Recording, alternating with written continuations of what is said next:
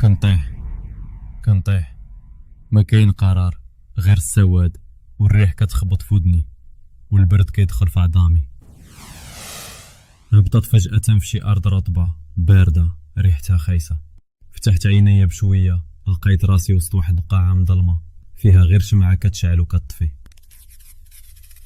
وقفت، ولكن رجليا ما تابتينش.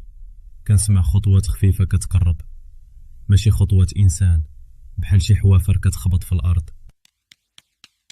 صوت كيعلى وشوية بان شي ظل طويل كيتقرب مع الضو. كان وجهه مخبي، ولكن عينيه كيتقدو بحال الجمر. وقف قدامي وبقى ساكت، ومن بعد بصوت غليظ ومشقوق قال: أنت رجعتي، ولكن جيتي بحالك.